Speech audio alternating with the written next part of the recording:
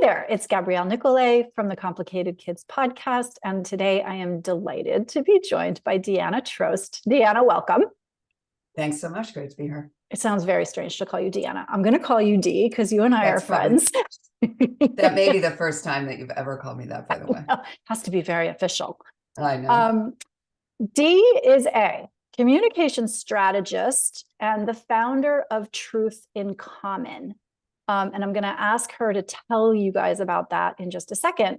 But part of the reason I wanted to have Dee on the podcast is because of what she has to say about really thinking about technology use as relates to kids. So that's what we're going to be diving into. But Dee, tell us something about Truth in Common and like why you founded it, what it does, all the things. For sure. Thanks. So Truth in Common is I'm starting it as a nonprofit. And it's basically a workshop series and a newsletter and sort of advisory services for businesses and communities and such, really designed to sort of foster savvier information consumption habits and address the mis and disinformation problem, while also kind of restoring civil discourse in our spaces. Because really what people care about is the fact that they can't talk to their neighbors anymore and so on. So I really draw on research from both the mis and disinformation space, where I've worked for a few years, and then I also draw on research from the social division space that is really looking at what are the evidence-based practices to get us to basically cross the political divides. You help people talk to each other. Exactly.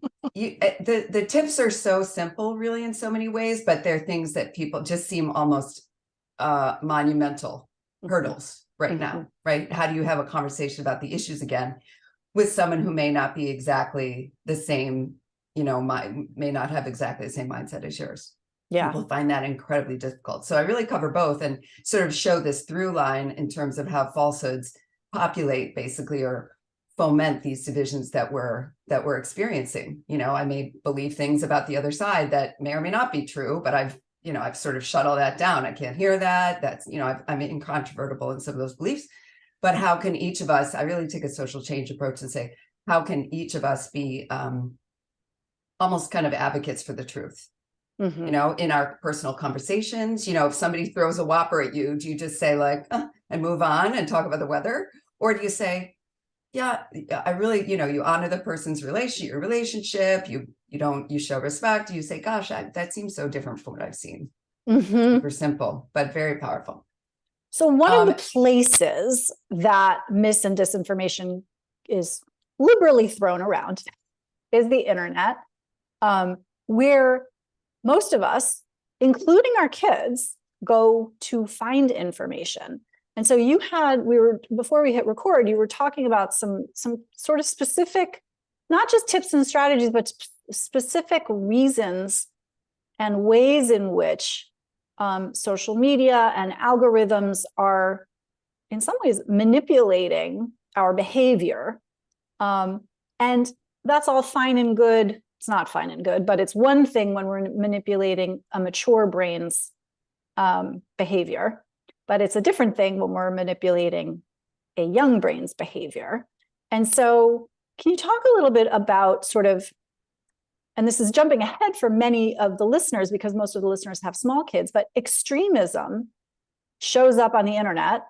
And it seems like a very far not reality. And yet, can you pick it up from here?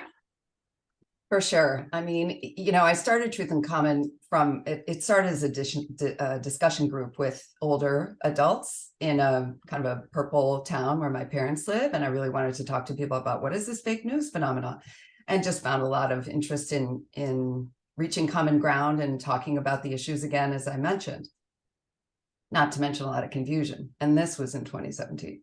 But as I sort of moved along and thought about, well, who else really needs to be, where else do we need to focus our efforts on kind of more human-centered approaches to dispel disinformation? The tech community is working really hard on the back end. The policymakers are trying to regulate the platforms with extremely limited success, unless you live in Europe or the UK. But really, who else? And so I thought about communities, of course. So I'm offering Truth in Common workshops through libraries, businesses, because misinformation can be really a PR risk, but then there's parents, to your point. Mhm. So what do we, our kids are using all manners of technology that in many cases we have absolutely no idea how it works. And I don't mean to be all Tipper Gore here and be, super, I believe that there is so much potential in these platforms, these technologies. They are a certainly embedded way of life, obviously. But it's just, we sort of tend to think, oh, we have to, oh, that's their phone, I can't get involved, privacy and so on. And I like to counter some of those beliefs and provide people with sort of tips and education that they can use. And to your point, extremism is in a way like, when we look at social change initiatives, we think like sort of safety is the first thing, right? It's if you look at our hierarchy of needs, safety is right up there at the top, right? We need to be safe in our spaces. And unfortunately, if you look into stories like, for example, how the shooting near my hometown in Buffalo, New York happened, it was a young person who got radicalized online because they were stuck on, sort of forums and, YouTube videos and whatever. I think it was a lot of Discord use, actually. And they see what I would call a disinformation campaign about the great replacement theory, which is this perspective that somehow white people are getting replaced by immigrants, right? And but that was powerful enough for him and hit his emotions and probably reinforce certain established beliefs, we call that confirmation bias, enough for him to drive and shoot people. So that is, to me, like sort of the number one reason, we need to make sure that there are some controls in place whereby we can stop those kinds of situations. Okay, so give us an example of one of those controls. Like, what are we supposed to do? The kids have access to the internet. Like, oh my God. Well, and of course, when these kids are older, it's much more difficult. But since your audience and most of the people watching are younger kids, there are things that you can do early on to, I'm not saying everyone's kids are going to end up in that scenario, but I'm sure the parent that ended up in that scenario didn't think their kid was going to end up in that scenario either. So what I really suggest is, first of all, and a privacy lawyer taught me this long ago, there is no privacy if you're under 16. And I could actually argue if you're over 16, as long as I'm paying for the phone, privacy is, is a little bit squishy. It's contingent. Well, right. My teen will pitch a fit if I even seem like I'm looking at her text, for example. But with younger kids, you can establish that standard early, whether or not they have the phone, right? This could go for your phone or your computer. Hopefully you're not getting a phone until, but that gets younger and younger as well. I totally get it. Like, that's the way they communicate and connect. But I really advise people to set that standard early. I reserve the right. I'm not going to be over your shoulder all the time on your computer or phone, but I reserve the right to pull that phone at any moment and see what's going on there. I reserve the right to look at your apps. I need to understand what you download. If your kid has recently gotten a phone, or if they're on, if you have other devices that they're on a regular basis that are digital, YouTube, if they're watching YouTube videos, for example, you just want to set that standard early on, and then that'll carry you into the future until, it gets difficult when they're teens, and then you can kind of address that. But and you mentioned, before we hit record, you mentioned sort of this, the reason for doing that is because the algorithm takes over after, like, pretty soon into your search. And now the user actually no longer really controls what they're being served, right? And so you mentioned YouTube and then YouTube Kids. Can you sort of explain the difference between those two? Yeah, there's a guy named Guillaume Chaslow who helped build the YouTube algorithm, who then very quickly turned around and became an advocate, helping people understand how to not get sucked into rabbit holes. There's a great podcast called Rabbit Hole. Again, if you have maybe older kids, for the younger kids, it'll be a little too scary, but it talks about online radicalization. It's very powerful. Kevin Roos, New York Times reporter. But previously, the YouTube algorithm was, kind of had that auto recommender feature whereby it just kept serving you exactly what you have just seen. Meaning, if you're kind of on a bad route, then you're just going to keep getting it. And that's how people just got sucked right down. That algorithm has been adjusted over time, but YouTube Kids is a feature on YouTube that you can use. Again, if your kids are younger, you can basically say, okay, we're only watching videos through YouTube Kids. This is when your kids are, 6, 7, 8. And it's a more contained video library with parental controls. And that's another key recommendation, is that we take the time to explore the parental controls. Again, you're just trying to get in the business early, so then later on, you're not completely shut out of the whole story, right? It's not this black hole your kid is in. So YouTube Kids is a recommendation whereby you can just limit things that way. And then you can set parental controls that get into things like screen time and what they're seeing, and like you can bar certain things and that kind of thing. So that's a good thing for parents with younger kids. You also touched on algorithms. So it makes us talk about TikTok. So TikTok is unusual in that not only is it owned by the Chinese government and is under all sorts of fire now, because by law, the Chinese government can say, you need to share your data with me. And 150 million US users, our data goes right to the Chinese government, which I don't think really anyone wants. But the key thing for parents and kids is the stickiness of that algorithm. It's really a breed apart from other social media platforms. TikTok is designed for really fast scrolling. Okay. Right? And TikTok is also designed, you also have the universe of videos open to you. It doesn't just give you videos that your friends have shown. It gives you all the videos. And it already has this just gigantous data set to draw from in understanding things about people just like you if you're not a user, but a new user, it already has this massive data trove.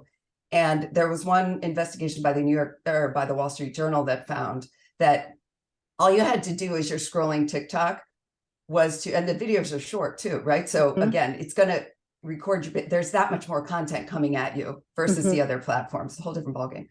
But this investigation showed that if you just pause on a video for a second, or if you rewatch, that's all the app really needs to be able to serve you more videos that kind of hit your interests in ways that make you think like, oh my God, the app knows me, or the app is listening to me.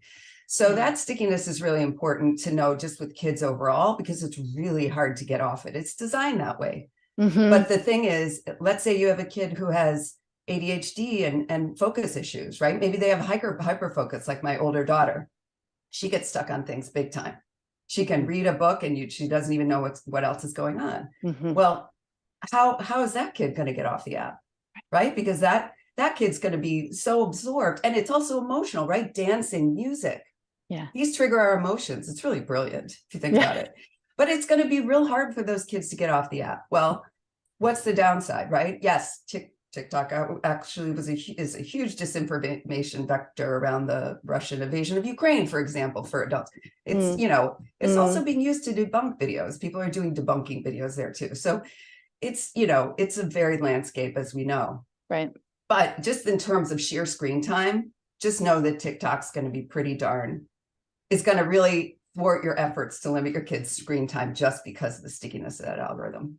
And what's interesting about this, and again, we're talking about kind of the back end, the tech on the habit side, and we'll do, there will be a podcast for that as well, sort of, screen hygiene type of things.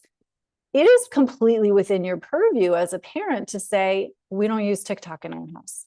Like, you are allowed to say that as the grand poobah of your household. And by the way, as the payer of the phone.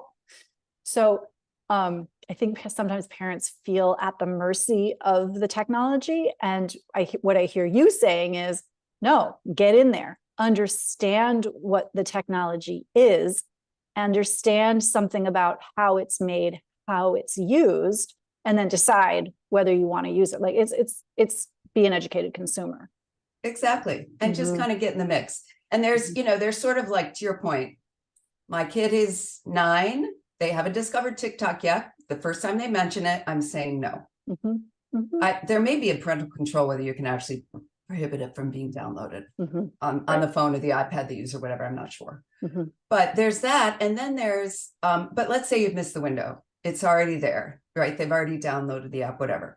Then there's a strategy that says, oh, I'm really curious about that. Let's watch some videos together. Again, this is not going to work with 16. Well, maybe, if you can just express curiosity, but Yep. at any age, really, you can say, well, with a younger kid, you can say, let's set up a thing where we have watch TikTok time. And then you at least know what's going on there, right? They're going to use it anyways. There's no way that you watching with them is going to encourage them to use it, because they're going to use it because their friends are using it. Yeah. And the thing about TikTok is if you don't have the app in your phone, you're still going to see the videos from Instagram, through other channels. People share them via Instagram, whatever. So kind of you can get a taste of it without downloading the app at all. Right. And I think the point of all of this, and you said it before too, nobody's trying to demonize technology here. No. It moves so quickly that it's very hard. It can feel hard to keep up. And I don't think any human really knows the implications of what's happening. And so I think the jury's still out on that. And so what I hear you saying is like, particularly as regards children, and by the way, adults, is like, just go in with open eyes, and look around. Don't assume that everybody's operating in good faith. They are, right? I mean, Yes. Is that kind of exactly? And I think you've hit on something that's really important, and it is that actually no one, if you look at AI, for example, we're going to pivot to things like Chat GPT and other AI kind of functionality, we really don't know how. That's kind of the whole idea. It's designed to grow in intelligence on its own, so no one knows where it's going. So there's one application. First of all, we know we've all heard about Chat GPT now. It's important to understand that it's the fastest growing platform ever. So TikTok grew to 100 million followers in 9 months. ChatGPT grew to 100 million followers, meaning people on the platform using it, in 2 months. Instagram took 2.5 years to hit that number. So this is how fast. And it's released 4 versions now since November. It's, I have a newsletter, Truth in Common newsletter. I talk about these things. It's very difficult to keep up.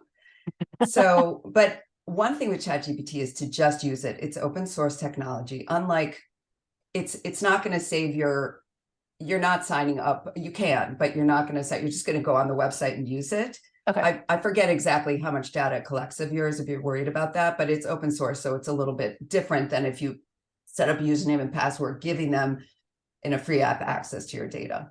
Okay. So just use it. That is a hard recommendation for me, because your kid's going to use it. So you should just see how it works. It's fascinating. I mean, the first time I did, a board member of mine said, you get on there, and ChatGPT wrote my bio in 3 seconds. And, my board member was like, oh, they wrote it better than you did.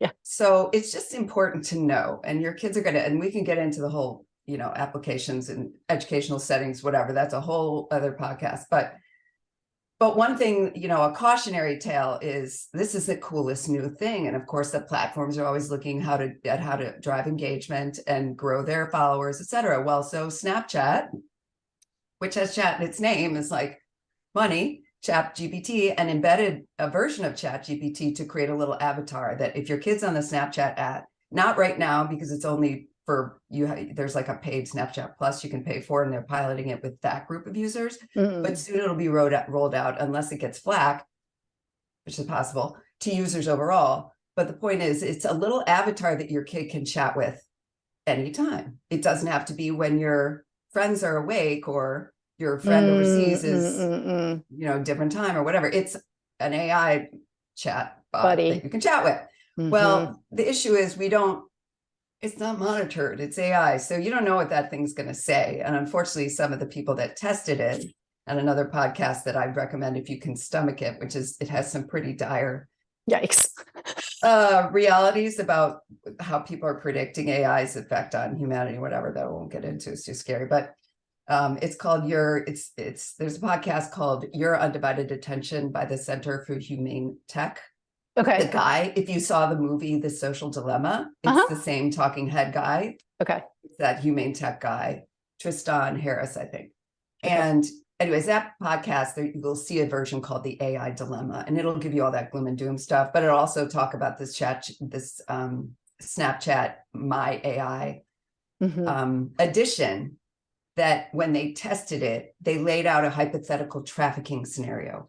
And it's, long story short is the app did not discourage a purported underage user from getting in a car with a much older person and traveling across state lines to do who knows what.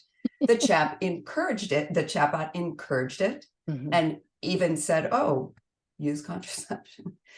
So yeah. Well, and this is Funny until it's not, right? Because so right. you And don't it's know. right. There's no one who knows what that chatbot's going to say, and it's learning every minute. So Right. to me, I would say if my kid was on Snapchat, thank God they never downloaded it. Maybe I've done something right here. I don't know. But I would say hard no on that avatar if I could, Right. because And again, you this just is don't know what not they're going to encourage you to do right. as a And kid. this is not, I mean, I can feel myself being like, ooh, it feels like I need to be afraid. No, we don't want to be afraid. We want to be informed and curious. And we want to implement, particularly as regards children, we want to be teaching, number one, self-control and self-regulation. Number two, kind of systems and strategies to encourage that. And then we want to teach them to be good consumers, both of information and of like things and ideas. And so it feels like a big job. I mean, as we're sitting here talking, again, I'm a little clenched. And so thank you for doing this work. I feel a little bit like you, Dee, that I do with the Army. Like, thanks for doing this so I don't have to. That's kind of, my brain is one that is fascinated by these kinds of advances. Yeah. And, it's as a communicator, it's my job to track them. I don't really have, I don't have all the apps on my phone, but I, follow people who do and are testing them every day. So, so I appreciate that. But I also appreciate that's why we have to balance the gloom and doom with curiosity. I promise if you check these things out, they are really fascinating. Even if you look at some of the extreme disinformation campaigns. I mean, that's part of what I use in my workshops is I really kind of paint a picture of how we got from one tweet to someone changing their behavior so dramatically as to, show up at a pizza place and threaten people. Again, that's a scary example, but it's also fascinating. And when you really track it over time, this is more in the mis and disinformation realm. When you track it over time, it's fascinating and really one of the more insightful things you'll learn all day, because it can start so simply and it spreads so quickly through all of these different platforms. Every time I've shared those kinds of like anatomy of a disinformation campaign, people are like, whoa. Yeah. So it's really quite interesting. And frankly, you educate yourself along the way. Yeah. Okay. So if adults want to do this exercise with you, how do they find out more about you and what you do? Well, I'm offering the Truth in Common workshop through libraries in DC. I'm working with Cleveland Park right now to get it on the calendar, and hopefully more as well. I'm sort of in 2022, I piloted the curriculum, and now I'm in rollout mode and setting up the nonprofit and those kinds of things. Exploring business applications, because mis and disinformation can be a massive, kind of both a cybersecurity and a PR risk, reputational risk for organizations. So you'll be able to participate in Truth in Common at a local library, but I also do kind of custom applications all the time. And as you can see, as a parent of teens, I'm very passionate about the parent audience. And I just think there's a lot that we have no time. So we have to find opportunities to learn about things that are very approachable, and we can kind of squeeze them in. So I'm really interested in developing some learning experiences for parents. So if you've heard this, for example, and you're like, oh, my neighborhood, we have book club. We could come and, have Deanna talk to us for a couple of sessions or just one even. Then just let me know. My email address is it'll be in we'll put it in the show notes. In the show notes. Yes. So, and is there a website or is it just email? Yeah, no. Here's the Truth in Common brand, just so you have a visual. There you go. I'm a very visual person myself. The website is truthincommon.org, and that's the easiest way to reach me without my rattling off my email address. And that's truth in In common common.org. Love. Yep. Perfect. And you'll see a little more about the workshop series, and you'll see ways to sign up for the newsletter where I kind of take these deeper dives and that kind of thing. Fantastic. Oh my God. I know there's so much more to unpack, but we're going to pin it there. Thank you for coming. Thank you, Gabrielle. This is great. I really appreciate it.